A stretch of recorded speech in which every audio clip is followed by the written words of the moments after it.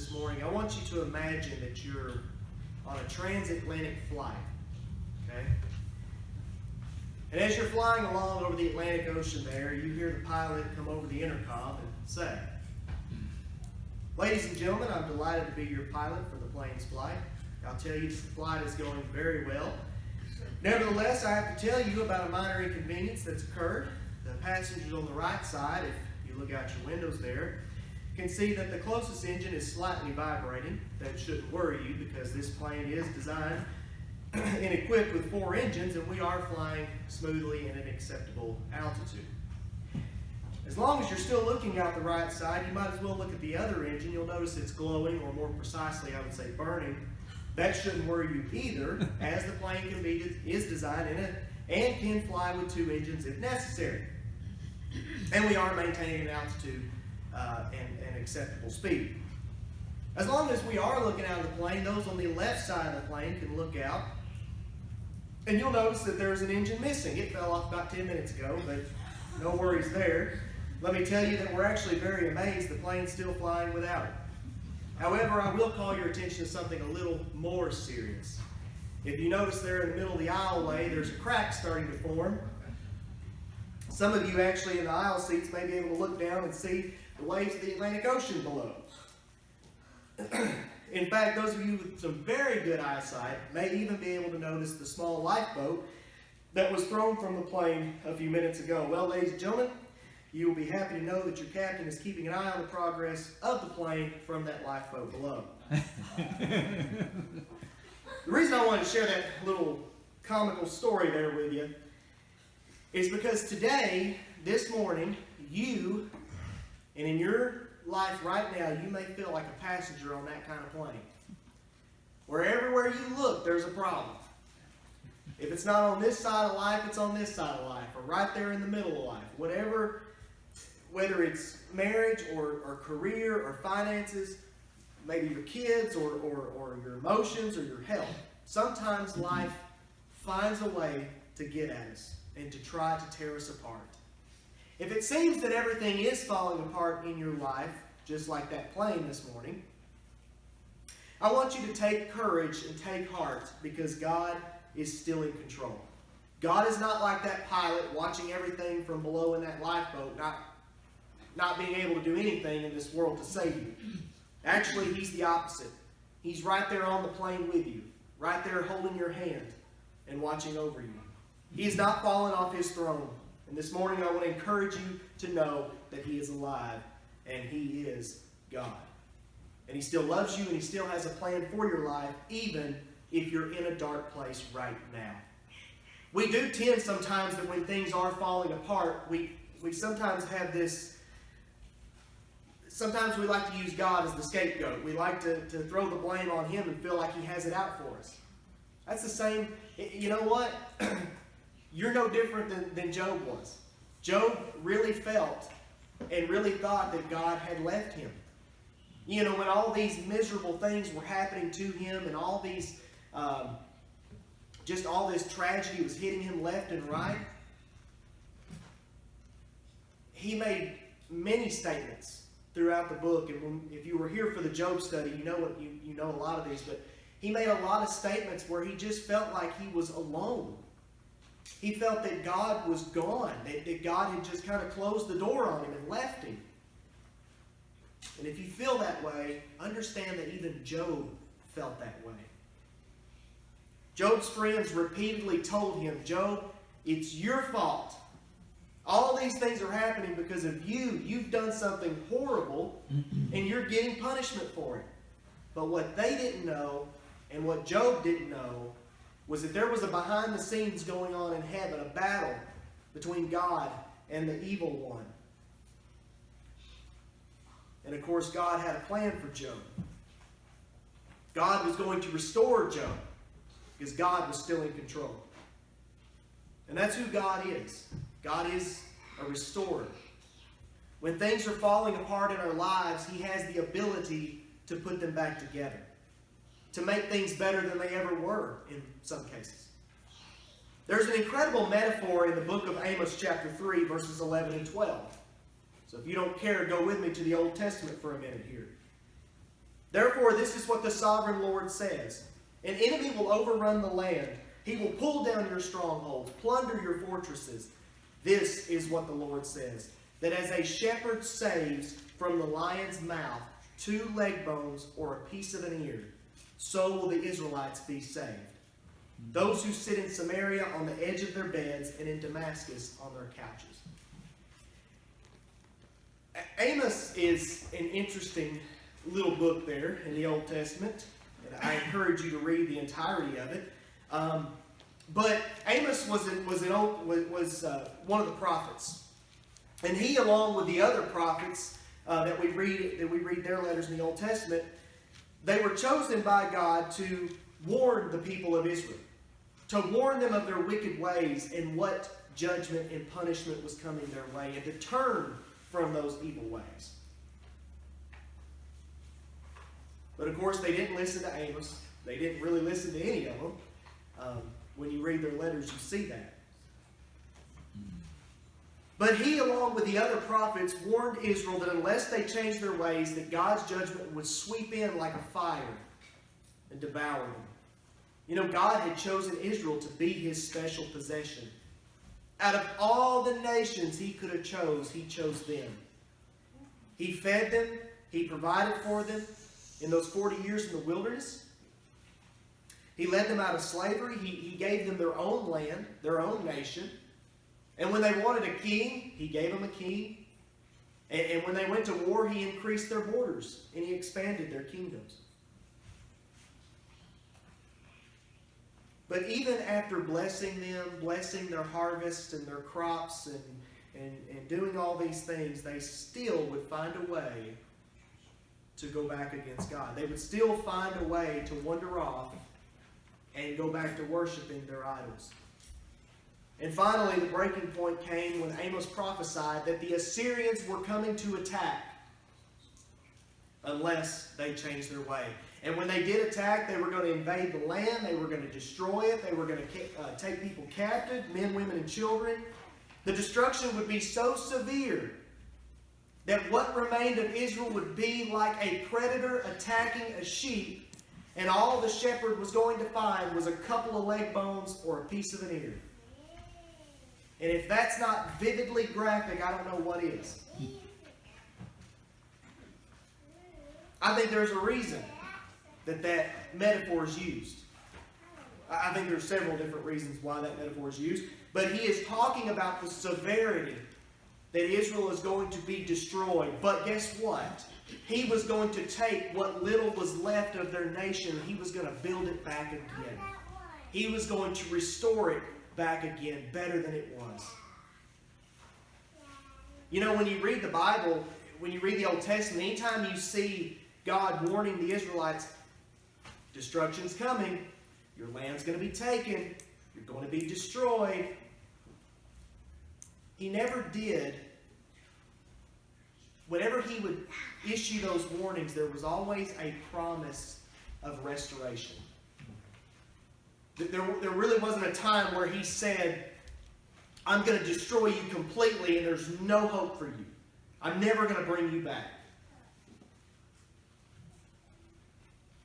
And of course, that's his merciful and loving character that he has, that makes up who he is. But there are several things that I want us to learn from that little metaphor right there.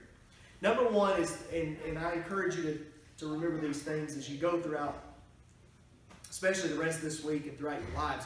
When everything falls apart, remember, number one, that God restores. God restores.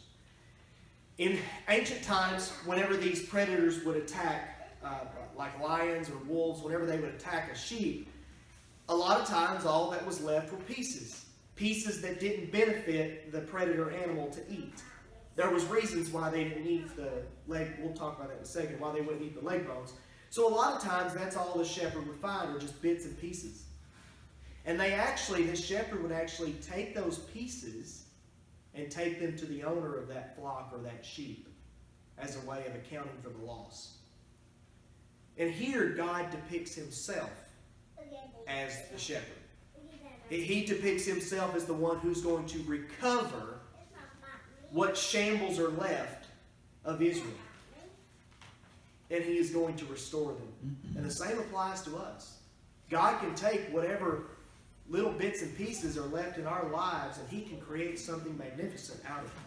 And only He has that ability to do that. Israel was going to be devastated. That's what Amos warns. But He also promises, God also promises, they wouldn't be beyond recovery.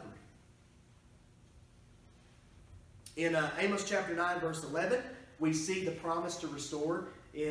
When He says, "In that day I'll restore David's fallen tent. I will repair its broken pieces, restore its ruins, and build it as it used to be, so that they may possess the remnant of Edom and all the nations that bear my name, declares the Lord, who will do these things." David's fallen tent. That refers to the line of kings from David on. Okay? And God is saying that even though Israel is torn apart right now, and the house of David is overthrown, He promises there's going to come a time where He's going to restore that line of kings. And if you didn't know this already, that's the line of kings that Jesus comes from. See, He was going to ultimately restore them. Not just them, but all of us. Jew and Gentile. And He would restore not only Israel's ruins, but us as well. And though Israel was down to nothing, God promised restoration. Maybe there are predators in your life. Maybe there are lions and wolves in your life that have attacked you from left and right, up the middle, and have just torn everything apart. Whether it's something going on with maybe it's family issues or finances or emotions or even your health is in jeopardy. Maybe all that you feel like that you have right now as you sit there in the audience is just 2 leg bones or a piece of an ear of your life left. Or maybe you've been there at one point. If that describes your situation today, I want you to remember God's words through Amos that He can restore. Throughout the Bible, we see that God is a restorer. Not just in this situation. In just a matter of days, or what seemed like just a few months, Job lost everything. He was literally sitting in the city dump, scraping his boils with pottery pieces. And yet, in the end of that story, God restored Job and blessed him more than he could really probably ever imagine. David, when David and his men returned from battle in 1 Samuel 30, they find their homes burned, their women and children been taken captive. The men began to talk about stoning David. Felt like it was his fault. And so, instead of giving in to that fear and running for his life or something else, he chose to go after those guys that took the women and children and burned their homes. And guess what? He overtook them. And he got the women and children back. God helped him restore what was lost. What about Peter? What about Peter denying Jesus 3 times as Jesus prophesied he would? But can you imagine feeling the hurt and the loss and the shame that Peter had? Probably felt that he would have never, that Jesus would have never forgave him. I don't know how he felt. That I can only imagine how terrible he had felt. But yet, Jesus not only restored Peter, but gave him far more than he ever could have imagined. He put him in such a place of prominence and authority in the early church. Him, the man who denied Jesus, pretty much to his face, Jesus restored. God, when he was speaking through the prophet Joel, in Joel 2:25, he said, "I will restore to you the years that the swarming locusts have eaten, the hopper, grasshopper, the cutter and the destroyer, my great army which I sent among you." While this prophecy of restoration was meant for Israel here, still it applies to us right now. It applies to you sitting here today. It applies to me. Maybe some of you right now in the audience can testify to these kind of things. Maybe you know what it's like to have 2 leg bones and an ear of your life left. Maybe you know what it's like to not be able to make payments on your home, or be able to know when your next paycheck's coming, or maybe you can't get that job that you're needing to get, or you know what it's like for the IRS to not leave you alone. Yet God can restore, and He can take those shambles those things we call shambles in our life, and He can turn them into something great. And God delights in restoration. He loves restoring because He gets the glory for it. He gets the credit for it, right? Sometimes when we think of God, unfortunately, sometimes we do paint a picture that when things are going bad in our lives, that God is punishing us and making us suffer. But God longs to restore. He doesn't long to punish. He longs to restore. God is glorified in the restoration of His people. In the writings of the Old Testament prophets and letters there, it mentioned, every time God mentions coming judgment upon the people, as I said, there was also a promise of restoration that would take place. So if everything is falling apart in your life right now, this morning, God can actually take what is left and turn it into a place of blessing or favor. Nothing is too hard for God. Nothing like that is impossible for God. And oftentimes that's the problem that we run into as people, is we like to think that either our problems are so small that we can handle them, or they're too big that not even God can handle. And we're wrong on both of those accounts. God actually wants you to give your problems to Him, no matter what size you think they are, or how good you think you are at fixing them.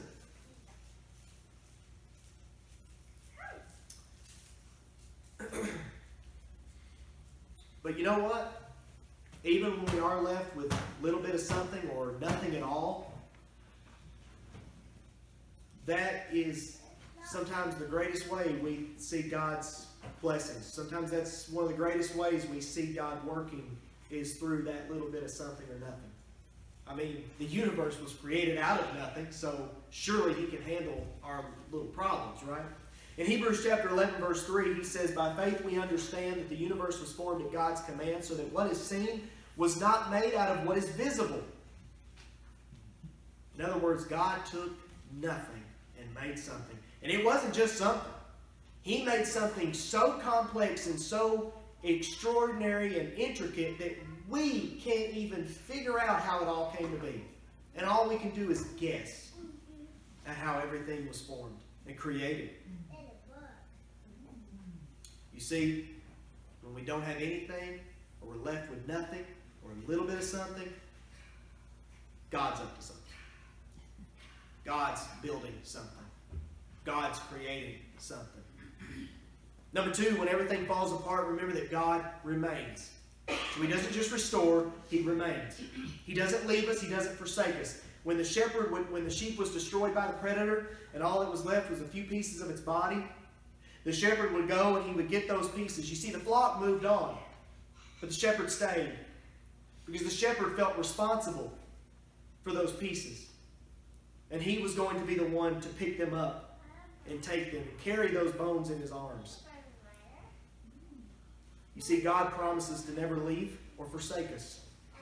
Though our life can be shattered into thousands of little bitty pieces that we can't even imagine trying to pick them all up, God is right there. Such is the story of Job, as I said earlier. Job's life was in 1,000 pieces. Everything that could have went wrong did go wrong for Job. Murphy's Law, right? For poor Job. And yes, Job felt that God was just somewhere else, even though God was right there.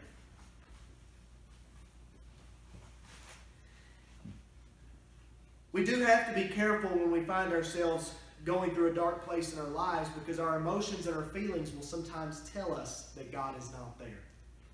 Our emotions are really unreliable. We can be super excited one minute and the next minute be completely angry or completely depressed. We understand by Scripture, by faith, that God is there. That God does not leave us. Not through our feelings.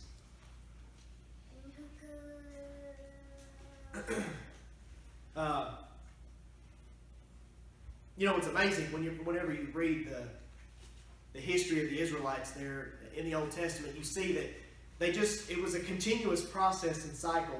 They would go to God and they would be in good standing, and then it wasn't years later they'd be back to the wickedness, and then it was back and forth, back and forth. But God never gave up on them. I mean, can you imagine dealing with someone like that? I mean, we're people. We're quick to give up, right?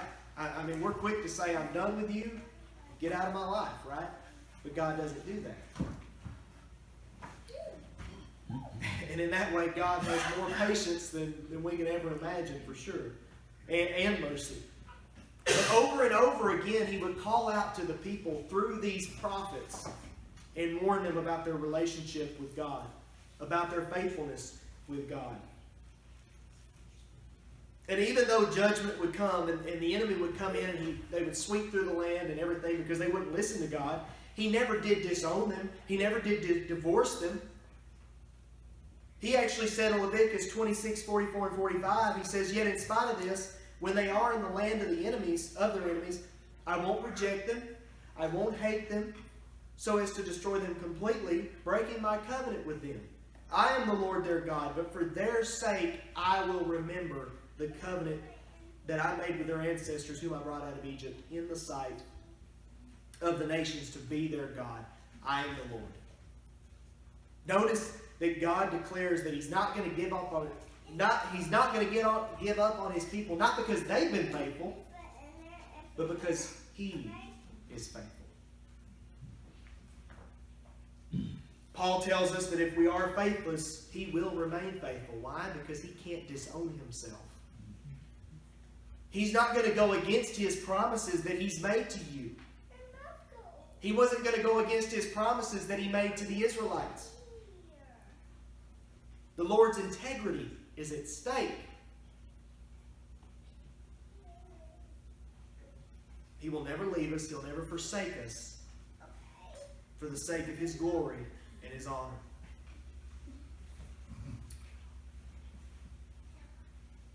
And there are going to be times where we find ourselves in places where our life is in shambles. And a lot of us are going to find ourselves in these places a whole lot more than one time. Through Amos, God told the people, He said, "Seek me and live." Notice that statement. Seek me and live. He said, don't go to Bethel. Don't go to Gilgal. Don't journey to Beersheba. For Gilgal will surely go into exile, and Bethel will be reduced to nothing. Seek the Lord and live. That's what God says. You see, the reason that He brought up those three places is because they had spiritual significance to the people. Bethel was where Jacob met God. Gilgal is where Joshua parted the Jordan River and they entered the Promised Land. And Beersheba is where Abraham, Isaac, and Jacob encountered God. So, three major places where the worship of God would be popular, but God says, don't seek me there. Seek me and me alone. You see, at this time in these major cities like this, there was actually a lot of idol worshiping going on too. And God says, what's important is that you seek me. Not these places. Not these places of spiritual importance of where these famous events took place. Seek me. Here God is challenging Israel to think a little different.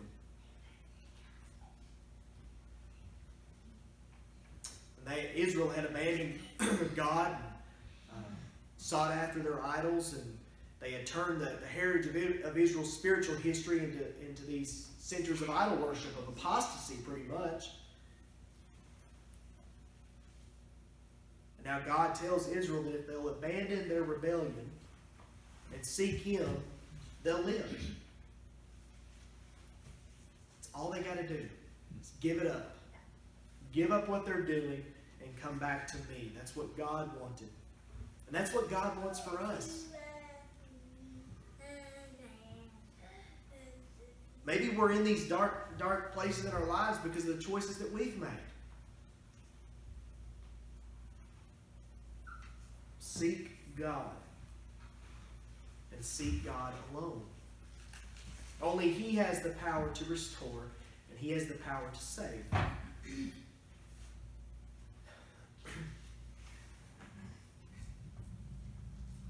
Stop looking for deliverance in places. Stop looking for deliverance in other people, because places and other people are going to let you down.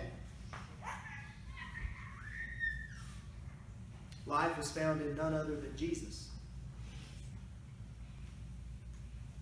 Number 3, finally, when everything falls apart, remember, not only does God restore and remain, but God redeems.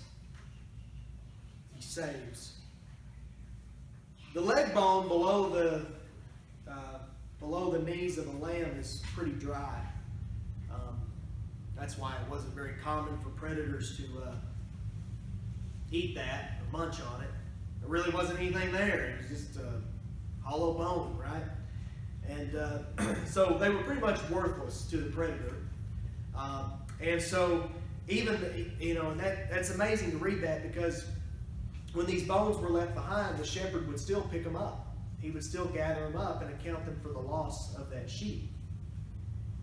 Because, you see, they were valuable to the owner. And God is the great shepherd. God is the one who gathers up those worthless, invaluable pieces that we think that they are in our lives. And from those bones, He can do something great with them. He said in Amos chapter 9, verses 13 through 15, "The days are coming, declares the Lord, when the reaper will be overtaken by the plowman and the planter by the one treading grapes. New wine will drip from the mountains and flow from all the hills, and I will bring back my exiled people, Israel. They will rebuild the ruined cities and live in them. They will plant vineyards and drink their wine, and they will make gardens and eat their fruit. I will plant Israel in their own land, never again to be uprooted from the land I have given them, says the Lord your God." Even though that's probably all that we might have left this morning, or 2 leg bones or a piece of an ear, as Amos says, we need to know that what may seem worthless to us and of no value to us is extremely valuable to God. When fire sweeps through our lives and all we're left with are ashes, God can rebuild from those ashes something great. Sometimes God has a way of just using so many things to His advantage in our lives. And when we put those invaluable and those worthless bones in the hands of the Master, He can take those and do something great with them. But the key is, and the trick is, we have to hand Him the bones. We can't hold on to them as we like to do. We can't play tug of war with God, because He's going to let you hold on to those bones as long as you want to hold on to them. We have to give them up. And that's the key. And that's the hard part. Easier said than done, right? We have to recognize that although we may be left with very little, it means so much when we give it to God. Do you remember the story of the multitudes when they were following Jesus and they were very hungry and they were very hungry, and the disciples were a little bit in panic mode because they were like, what are we going to feed these people? That's one thing. You don't want a bunch of hungry people following you around. They might get a little angry at you, right?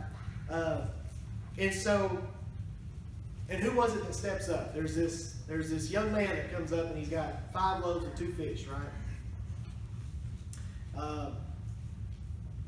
And even though it wouldn't come close to feeding near the amount of people that were there in the thousands, Jesus took that small amount and made so much there were leftovers. And I can't imagine how much food that would have been to feed so many people. But it's beyond imagination, I'm sure. But miracles will happen when we do put what may seem like small things or worthless things or insignificant things in the hands of God. If you were to give me a golf club right now, I'd play the worst hand of golf you'd ever seen. I'd probably bust out windows and everything. But you hand that club to a professional golfer, and I mean, it's just amazing. I mean, you try to give me a scalpel and tell me to do surgery? Nope, that's not going to work. But if you put it into the hands of a doctor who has went through countless courses and countless training and of course, procedures, they can make major surgery happen. They can save lives with their skills. You see, in my hands, those 2 leg bones or that piece of an ear is worthless. I'm not doing any good for myself by holding on to those things. And neither are you this morning. Give those to God. And let Him show you what He's made of. Let Him show you His power and His might. Let Him show you a miracle. Because in God's hands, those 2 bones or a piece of an ear are the building blocks to new life. No matter who you are, no matter where you are, no matter where you've been, the failures and the mistakes that you've made, as we have made plenty, God can take what's left of your life and He can redeem it into something great. You may feel low this morning, but God is ready to do something in your life that will truly amaze you if you allow Him to do so. God isn't finished with any of us yet. We're still here this morning.